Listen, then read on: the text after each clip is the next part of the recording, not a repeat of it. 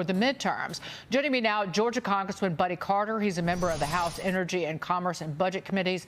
Congressman, you're calling out the drug pricing proposals in the bill, saying it could cost patients their lives.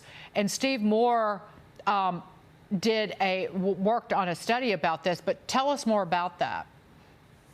Well, first of all, you know, the Hippocratic Oath tells us do no harm. And what the Democrats have done here is to do harm. Look, we all want to bring prescription drug prices down. No one more than I do. I was the one on the other side of the counter who had to tell the patients how much their medicine was going to be. I watched senior citizens as they made a decision between paying for their medicine and paying for their grocery. I saw the mother who was in tears because she couldn't afford the antibiotic for her child. So I want to bring prescription prices down, but this is not the way to do it. This will kill innovation. It will kill research and development. In over 40 years of practice in pharmacy, I've seen nothing short of miracles as a result of research and development. We cannot afford to lose that hope of having cures for ALS, for cancer, for Alzheimer's. We've got to have that. But this bill, it's going to result in fewer cures because we're not going to have the research and development that we need in order to have innovation. J.P. Morgan CEO Jamie Dimon's insisting that boosting natural gas production in the United States is not at odds with climate goals. During a recent client call, Dimon said this, quote, "Why can't we get it through our thick skulls that if you want to solve climate change, it's not against climate change for America to boost more oil and gas, meaning natural gas?" Congressman, it seems logical, but it flies in the face of what, well, he's a Democrat, but what the left preaches.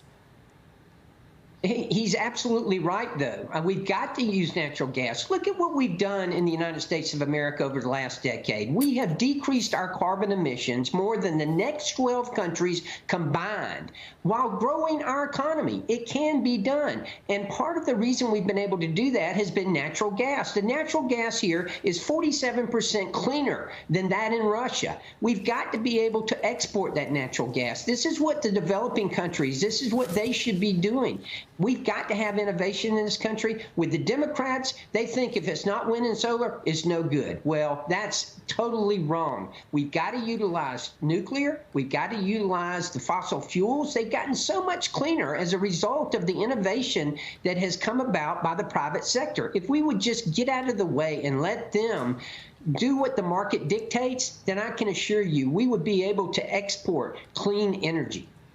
Liz Peek, jump in here. We would probably be producing, based on some estimates, 3 million more barrels a day as a nation, if not for Joe Biden's policy or hostility toward our energy sector, particularly oil-producing companies in that part of the country.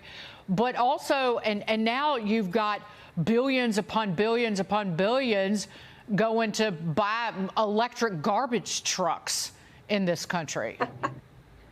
Yeah, I think it's a little bit like the immigration scandal, Dagen, in the sense that the real cost of all this is being hidden from American consumers. Congressman, I think the real challenge for the Republican Party is to get out and explain to people that renewable energy mandates, like we have in California, like has those that have led to an 80% higher electricity charge in California than the rest of the nation, that is what Biden wants to spread nationwide. When you really bring it down to pocketbook issues and you talk about all the subsidies and how taxpayers are going to have to bail out this headlong push to renewable energy, that's what's going to make a difference to voters. And we need to have the facts. The facts are on our side, but we have to counter this incredible propaganda from the Green Lobby. And I hope you can do that.